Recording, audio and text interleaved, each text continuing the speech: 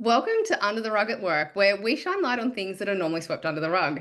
Today, I'm chatting with Leanne Shelton about AI, panic versus power. Leanne is a global AI coach and the CEO at HumanEdge AI Training. Thank you so much for joining me, Leanne. This is a great topic. Thanks, Nicole. I love talking about it. Before we jump in, for people who might not have met you before, can you share a little bit about your background and experience? Yeah, so okay, I'm not a technical person at all. My background's actually in copywriting and marketing. And basically, yeah, so I had a 9-year-old content marketing copywriting agency early 2023. And ChatGPT had just entered the scene or crash landed into my area, as I like to call it, to refer to it. And so what this created was a moment of panic. And I'm like, okay, this shiny new and free tool has just, come into my area. What am I going to do? I am meant to be paid, myself and my team members are meant to be paid to write website content and articles. And Mhm. suddenly this tool can do all that at no cost. Why? Yeah, who am I? Am I still relevant? And but I decided to look for the opportunities there because what I realized was that everyone was using AI without a second thought, without like everyone was following the guidance about prompts, put in the prompts, but that's only the input. That's all anyone was talking about. They weren't actually talking about the output, like the actual results that produce, and how to ensure that's quality and how to ensure that it doesn't sound robotic, lifeless, and generic like everyone else. Yeah. And I thought, okay, I know words. I've been a word person since I was a kid. Like I've always loved writing. Yep. Surely there's some way here for me. Like, surely I can teach people how to improve their content with AI from what I know from my copywriting and marketing experience. And that's how it started. I put on a webinar, how to use ChatGPT and still sound human. And I had 150 people sign up for that. And that just blew me away. I'm like, okay, this is obviously a thing.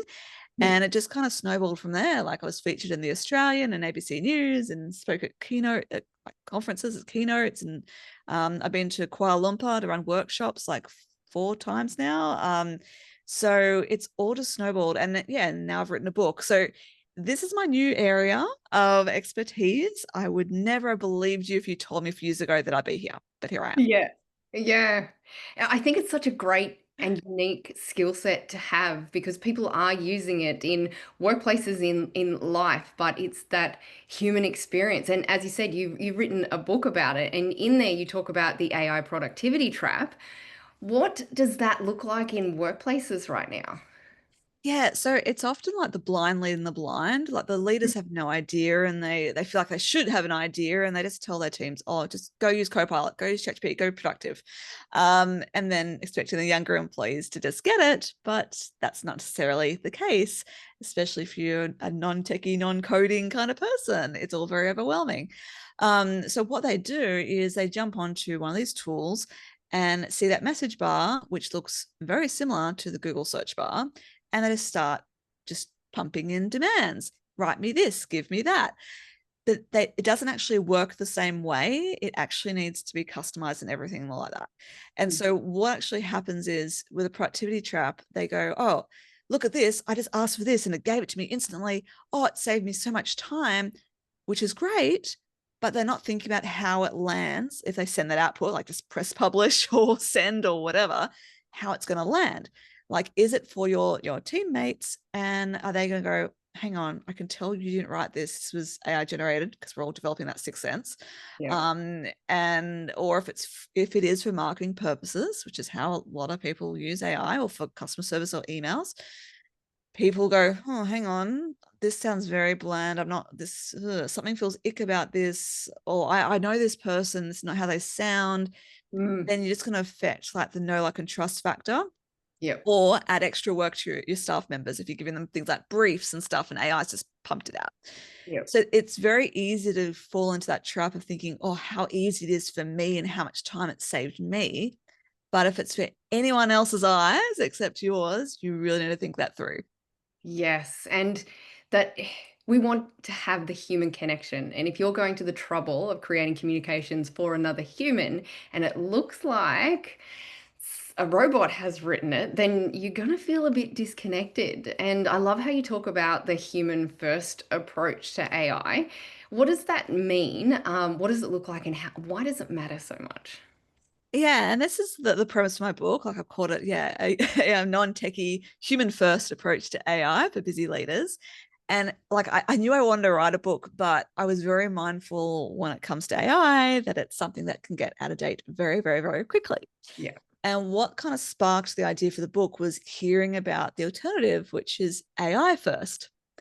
And that it just seemed to be happening everywhere overseas, America, US, all the AI enthusiasts that I was following. And they're proudly saying, my company is AI first, or I'm running this webinar on how you too could have an AI first business.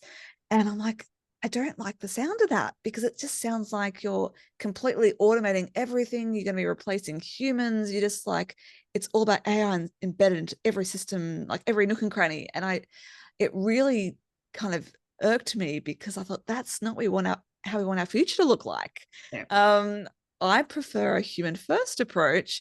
And I thought I'd made it up at the time, but then I've since done research and realized no, there's actually a whole thing, which is looking at how the humans can be amplified and supported by AI, not Mm, just shoving AI in everywhere. And so it really is a matter of thinking about where the humans fit in, whether it's yourself, like, oh, I've been more productive. Great. Are you going to actually have a proper lunch break because you saved time there? Or are you going to go home early and spend time with your family and really connect with them? Or do you have more time to do team bonding activities that you never had time for? mm, Or have coffee catch ups with your clients and actually meet up with them? So this is where I'm thinking, get AI to do the mundane stuff so you can then build that human connection component with mm. yourself and others. And that should be how it's used. But at the moment, it's just kind of shiny thing. Everyone's just jumping around. And it just needs to be embedded in a healthy way into our work culture, not just jumping on and cutting corners. It's all about shortcuts because like that's not how we want to live our lives in the long run, is it? Yeah, exactly right. And what are some of the risks and missteps that you're seeing happening in the workplace? What do people need to keep an eye out for? Yeah, well, the biggest thing at the moment I'm talking about is over-reliance, Mm, because that seems to be just in recent conversations what's happening. Like people, you have staff members sending emails to each other, just stupid internal things, and AI's written it, and it would have taken them 5 minutes to write themselves or less. Just unnecessary stuff like that, or just pumping out social media posts and articles without a second thought because it's just so much easier with AI, but it means their brain just they're not giving themselves the chance to think properly about it. And this is why I actually challenged myself the other day because all this year I've been doing a weekly article on LinkedIn and getting AI support, but it's mm, been repurposing my content. Like it's all regurgitating just different angles based on how I brief it. mhm, But I challenged myself the other day to write an article from scratch again because I know I can, and it probably was the same amount of time. And I'm getting a massive traction of people going, thank you for this wake up call. I need to go back to the task that I started just relying on AI way too much for and do it myself. So I mm. think that is a big one, just because now it is becoming a little bit more mainstream. Still a lot of people not using it properly. Yeah. But yeah, actually that's a good segue. There's people who are using it but not using it properly. And that's in terms of still not training the tool, like customizing the tool to support their actual role in their business. Mhm. And that's a big issue because, like I said before, we can all easily pick up when it's generic, lifeless, robotic content. That's done by people who haven't customized it. We're Mm, so used to dealing with off the shelf software, but this is the first time that the non-techie people, non-coding people can actually customize something without knowing code. mm, And so basically what you want to do is train it on your business. So that's the context, your journey, that's your product, services, mission, vision, values, stuff that's publicly available. No mm. personal data. That's not, I'm Yep. talking about that. And then the brand voice. So how do you actually speak? Give it samples of your writing that you actually feel like resonates with you or your business. Great. And then train it on that. And then there's the customers. It needs to know who you're speaking to. And that all those things, it's just in your role, it needs to have that stuff to ensure business strategies, marketing strategies hit home. That Mm. everyone's like 90% of the people miss that step completely, or all Yeah. those 3 steps. But it takes half an hour of that training. You tell it to remember it. You'll just notice such a difference in your first drafts. Yeah. And look, you might have answered this one already, but how can leaders and teams use AI effectively without losing that creativity, the connection, or control?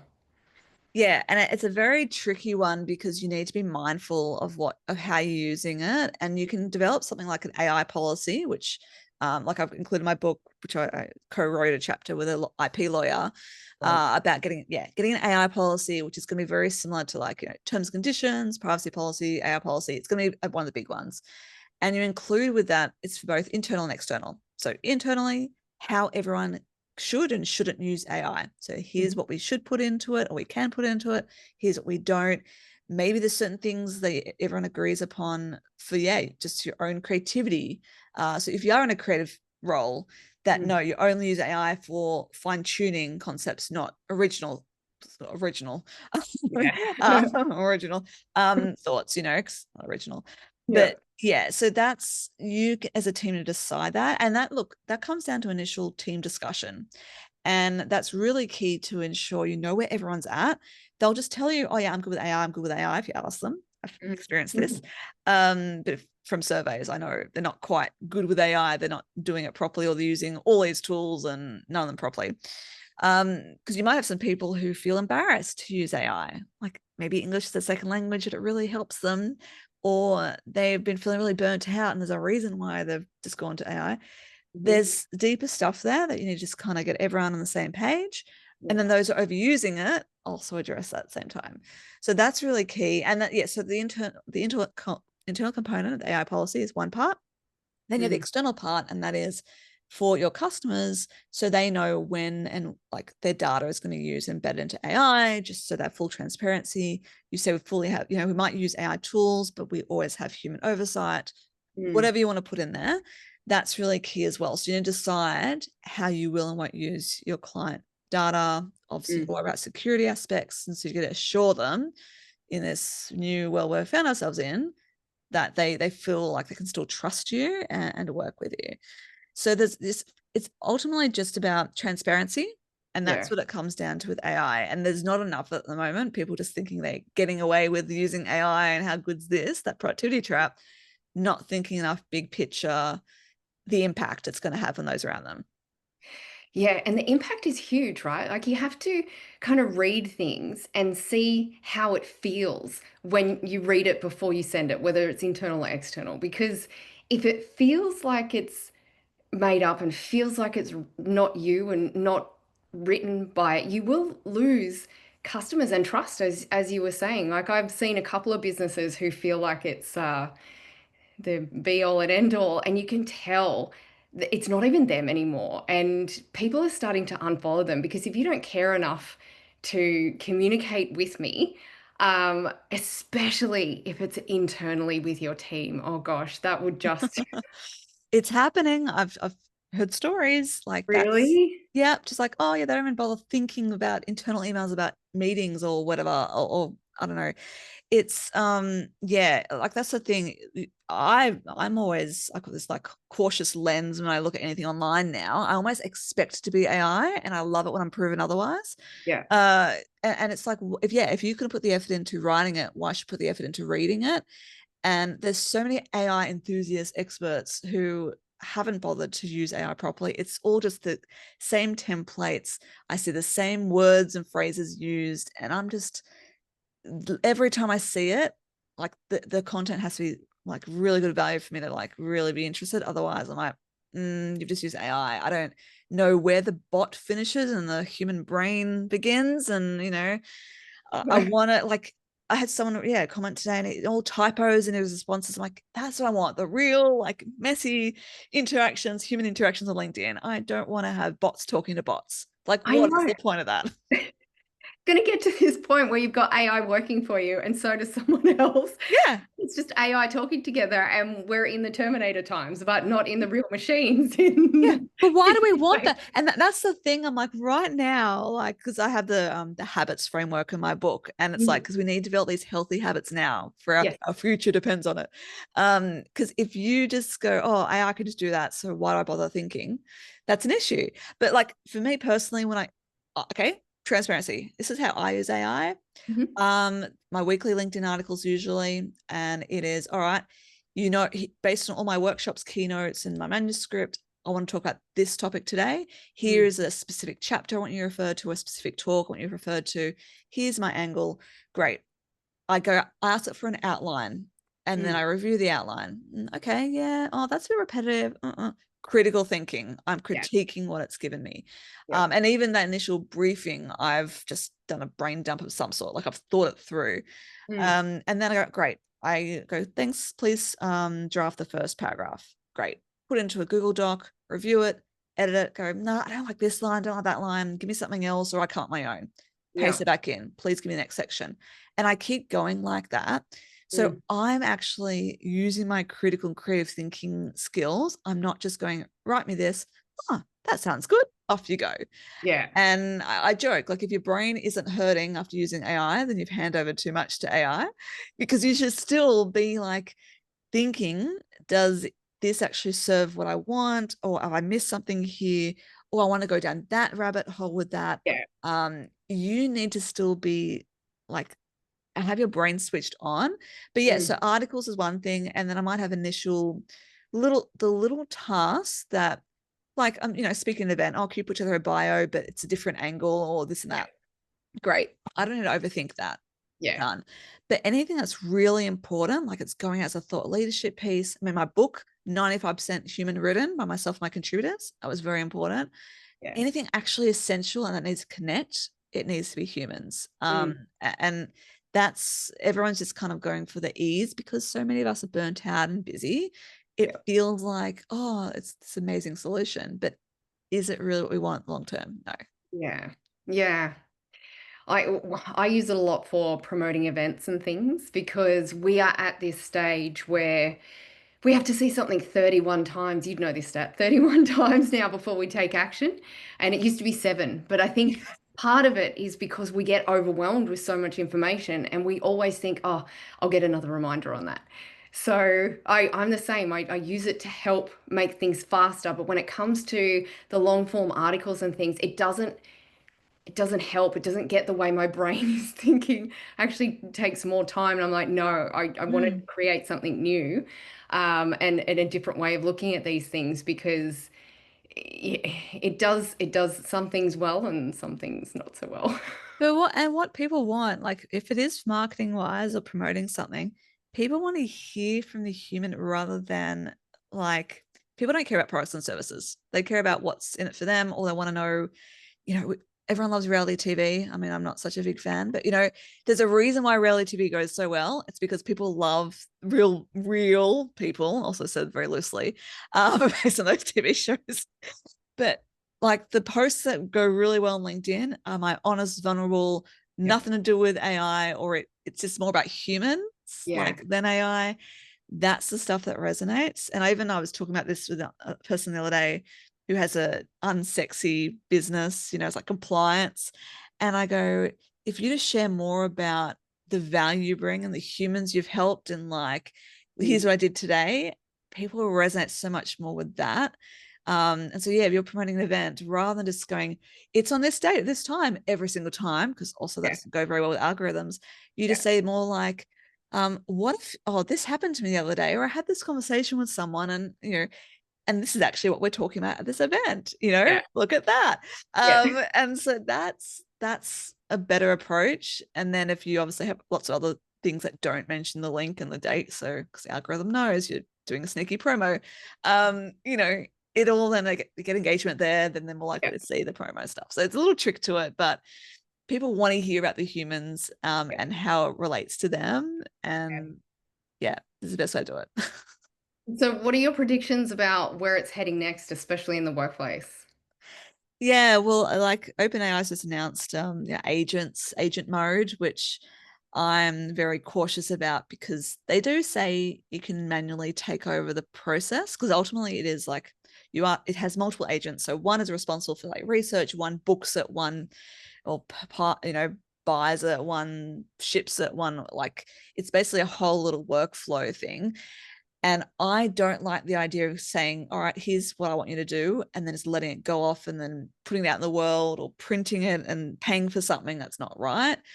I believe in it doing research for you, and that's what deep search has already been doing anyway. But I just don't like the idea of completely handing over control for bots just to do everything for you. And I just, from a human point of view as well, as a human who likes control, I also can't handle handing over control to a bot. So maybe it's just me. But that's one of the next things kind of up there. But what my prediction is, and this is why I say in terms of tools, because everyone asks me, oh, which tools should I use? Which tools?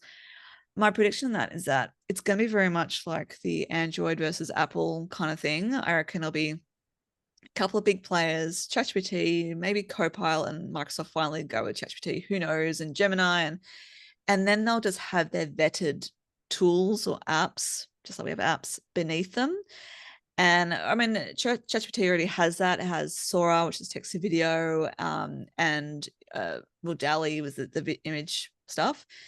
And then I see more and more kind of tools coming under that. Like Canva is kind of there, but not really well embedded. So that'd be great. Hey, help me with the presentation. Then it starts designing it for you, whatever. So hanging out for that. And then you just have to pick your main leader.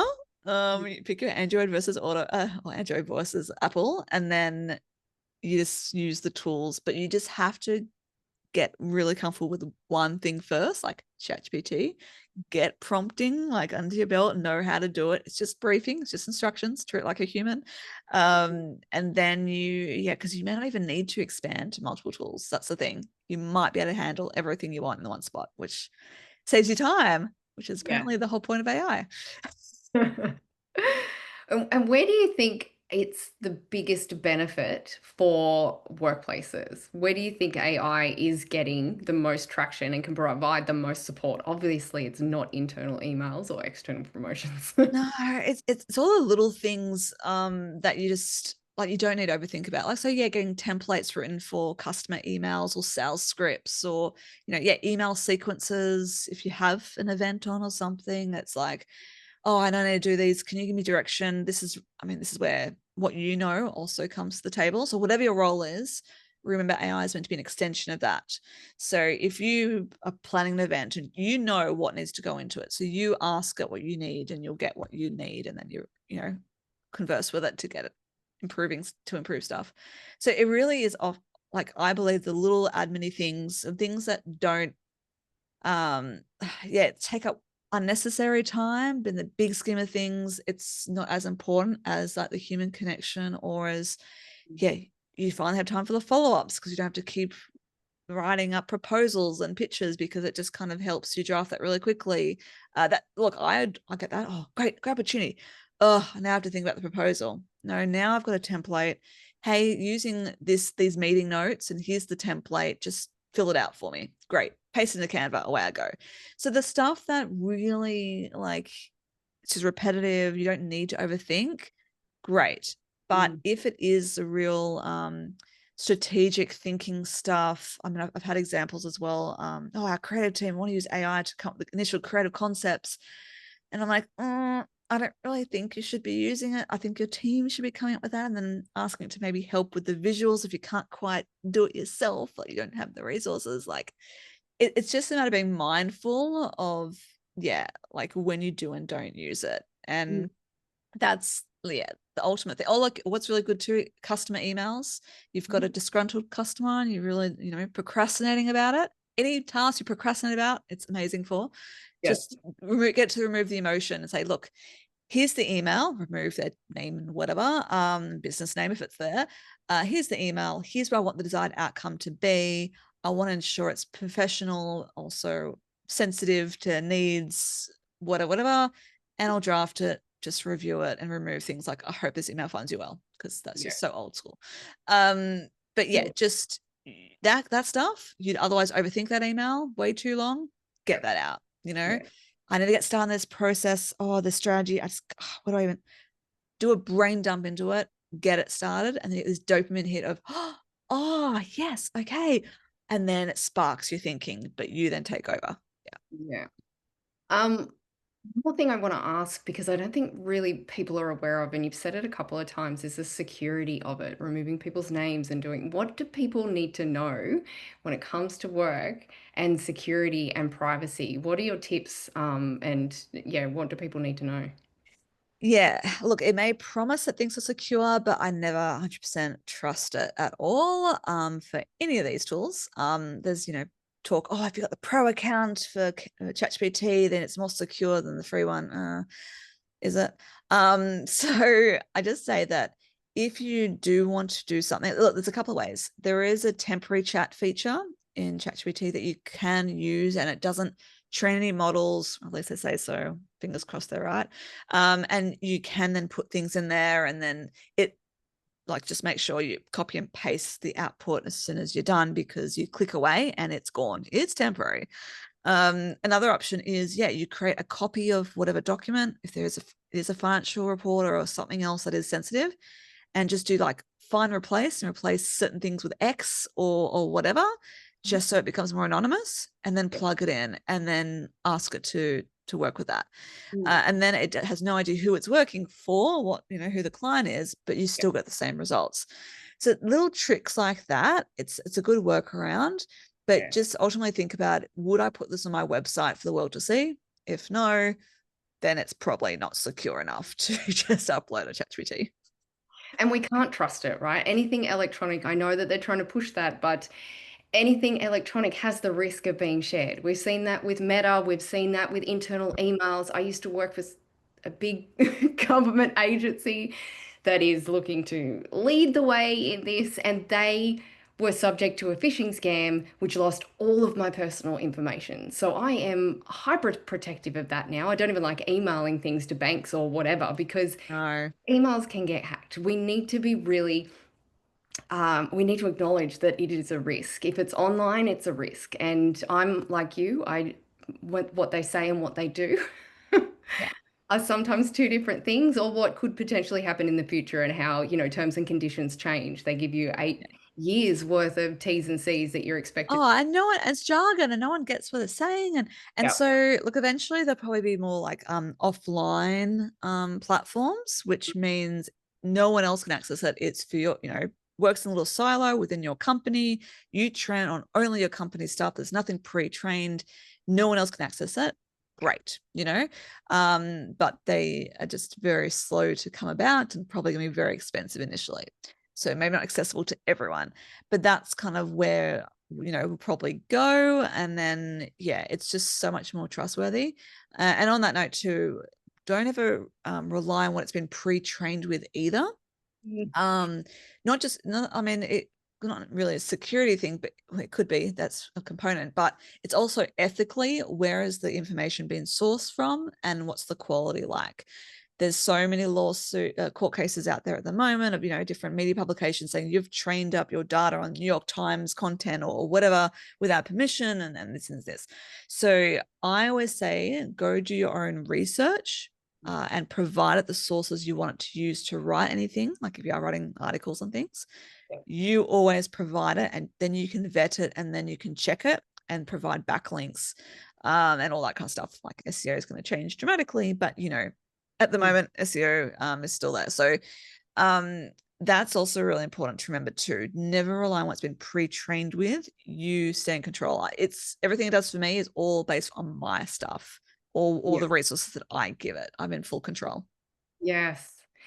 Speaking of terms and conditions and contract clauses and all that sort of thing, I have actually used AI to say, hey, is there anything that's kind of iffy here or anything that should be flagged or raised? Like that's actually been quite good too, because It's so good for that. Actually, my 75-year-old uncle, he called me the other day. He's read my book, or is almost finished my book, and he's like, look, before reading your book, I was so aware about AI, the whole security thing, but I had to write this email for my strata, and I drafted it. Then I thought, oh, I'll just ask Gemini if there's any way I can improve it. And it assured him that he had done the right things and then gave him other ideas. And he's Mm. like, oh, that was so good. And now I've like got a new convert. So Yeah. that kind of stuff, yeah, like checking where there's, or what you can also do is if there is all legalese and you don't know what's going on in the contract, you can even say, here's the contract, just remove anything sensitive, remember. Yeah. You know, can you please put this in language a 12-year-old would understand? Like, just ask it to dumb it down for you. No one has to Yeah. know. It's fine. Um, just so you can then comprehend what you're actually agreeing to. Mm. And things like that, it's really useful for too. Yeah. Leanne, this is a huge topic, and we've really only just scratched the surface. I just want to say a huge thank you for coming on and chatting about it. I know you've got your book, you've got masterclasses, you've got other training and things on your website as well. But if people do want to learn more and get in touch with you, what's the best way for them to do that? Yeah, so yeah, my website is humanedgeai.com. You can also find me on LinkedIn. Just look for Leanne Shelton. I'm a little bit active on there. And then you can obviously buy my book as well, AI Human Fusion. It can be found on Amazon, Dimmix, Booktopia, and a lot of other bookstores, thanks to Major Street Publishing. And yeah, really great start if you are a bit overwhelmed and panicking about AI. My book just honestly, like the very first chapter is like, let's press pause, and I Mm. deal with all like the elephants in the room and all about what AI is and it shouldn't be, and just puts everyone at ease. So and it's all written conversational. You've heard my voice now, so you'll hear my voice as you read it. I've been told that by Yeah. a lot of people. Oh, I can actually hear you saying this. Human written with myself and human contributors who aren't me. So I'm not pretending to be an expert, but having insights from other people and how AI has impacted them as a human or as their human expertise, bring that into the AI conversation. So get onto that as well if you'd like to know more. And you can, find out about my workshops and keynotes and everything there too. Awesome. Thank you so much, Leanne. And for anyone listening, if you found this conversation valuable, please subscribe and share it. And we'll see you next time on Under the Rug at Work, where we continue to shine light on issues that are too often overlooked. Thanks, Nicole.